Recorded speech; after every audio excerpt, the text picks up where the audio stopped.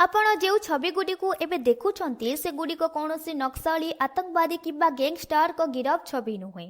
ଏହି ଛବିଗୁଡ଼ିକ ହେଉଛି India gate ସମ୍ମୁଖରେ ଶାନ୍ତିପୂର୍ଣ୍ଣ ଭାବେ ପ୍ରୋଟେଷ୍ଟ କରୁଥିବା ସାଧାରଣ ଲୋକଙ୍କର। ଏବଂ ଏହି ପ୍ରୋଟେଷ୍ଟ ବିନା କାରଣରେ ନୁହେଁ। ଯେଉଁ ରେପିଷ୍ଟକୁ ବହୁ ପରିଶ୍ରମ ଓ ଲମ୍ବା ଲଢ଼େଇ ପରେ ଜେଲରେ ଦିଆଯାଇଥିଲା, ଆଜି ସେହି ରେପିଷ୍ଟ ଦିଲ୍ଲୀ ହାଇକୋର୍ଟରୁ ବେଲ୍ ପାଇଛି। ଏହି ବେଲ୍ର ବିରୋଧରେ ଲୋକେ ସଡ଼କକୁ ଓହ୍ଲାଇଥିଲେ ଜଷ୍ଟିସ୍ ପାଇଁ ଆବାଜ ଉଠାଇବାକୁ।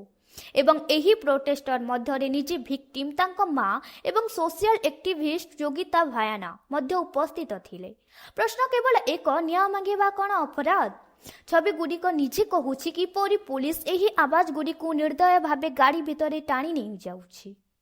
ନା କୌଣସି ଭାୟୋଲେନ୍ସ, ନା କୌଣସି ଓପେନ୍, କେବଳ ଆୱାଜ। ଏବଂ ସେହି ଆବାଜକୁ ସୁପ୍ରେସ୍ କରିବାର ଚେଷ୍ଟା।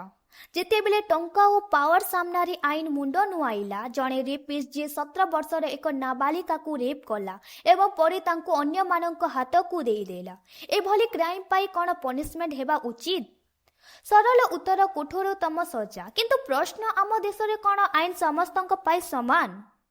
ଏହି ଘଟଣା 2017 ବର୍ଷର ଉତ୍ତରପ୍ରଦେଶର ଉନ୍ନାଓ ସ୍ଥାନରେ।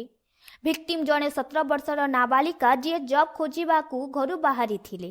ଏହି ସମୟରେ ତାଙ୍କ ସାକ୍ଷାତ ହୁଏ ଶଶି ସିଂ ସହ, ଯିଏ ତାଙ୍କୁ ବିଜେପି ଏମ୍ଏଲ୍ଏ କୁଲଦୀପ ସିଂ ସେଗରଙ୍କ ଘରକୁ ନେଇଯାଏ। ସେଠାରେ ଝିଅଟିଙ୍କ ସହ ଦୁଷ୍କର୍ମ ହୁଏ। 3 ଦିନ ପରେ ଭିକ୍ଟିମ୍କୁ 3 ଜଣ ଦ୍ୱାରା ଅପହରଣ କରାଯାଏ।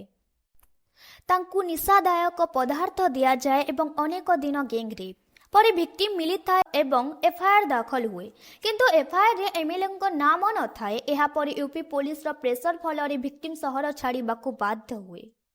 ଭିକ୍ଟିମ୍ ମୁଖ୍ୟମନ୍ତ୍ରୀ କାର୍ଯ୍ୟାଳୟ ଉଚ୍ଚ ଅଧିକାରୀଙ୍କୁ ଲିଖିତ ଅଭିଯୋଗ ଦେଇଥିଲେ, କିନ୍ତୁ କୌଣସି ତୁରନ୍ତ କାର୍ଯ୍ୟାନୁଷ୍ଠାନ ହୋଇନଥିଲା। ଯେତେବେଳେ ଝିଅଟିଙ୍କ ମା ଅଭିଯୋଗ ଦେବାକୁ ଯାଆନ୍ତି, ତାପରେ କିଛି ଦିନ ମଧ୍ୟରେ ଝିଅଟିଙ୍କ ବାପାଙ୍କୁ ବିଧାୟକଙ୍କ ଭାଇ ଓ ସାଥୀମାନେ ସାର୍ବଜନୀନ ଭାବେ ପିଟିଥାନ୍ତି।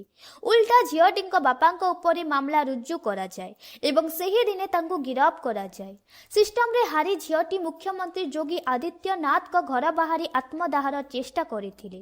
ଝିଅଟି ବଞ୍ଚି ଯାଇଥିଲା, କିନ୍ତୁ ପରଦିନ ପୋଲିସ ହିରାସତରେ ତାଙ୍କ ବାପାଙ୍କ ମୃତ୍ୟୁ ହୋଇଯାଏ। ଏହାପରେ ସମଗ୍ର ଦେଶ ହଲଚଲ ହୋଇଯାଏ।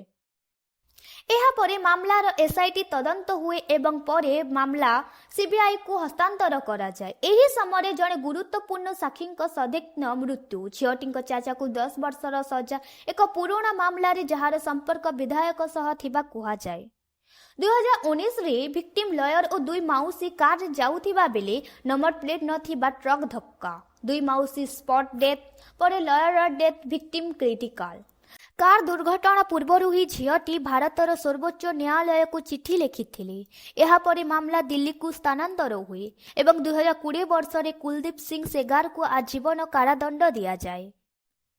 କିନ୍ତୁ ବେସରମିଠାରେ ଶେଷ ହୁଏ ନାହିଁ। ଏତେ ବଡ଼ ଅପରାଧ ପରେ ମଧ୍ୟ ସଜା ସସ୍ପେଣ୍ଡ ହୋଇଯାଏ ଏବଂ ବେଲ୍ ମିଳିଯାଏ। ଏବେ ପ୍ରଶ୍ନ ହେଉଛି, ଏମିତି ସିଷ୍ଟମରେ ଗରିବ ମଣିଷ କେମିତି ଭରସା କରିବ? ଯେତେବେଳେ ନ୍ୟାୟ ଟଙ୍କା ଓ ଶକ୍ତି ସାମ୍ନାରେ ଦୁର୍ବଳ ହୋଇଯାଏ, ତେବେ ସାଧାରଣ ଲୋକଙ୍କ ପାଇଁ ନ୍ୟାୟ ରହିଯାଏ କ'ଣ?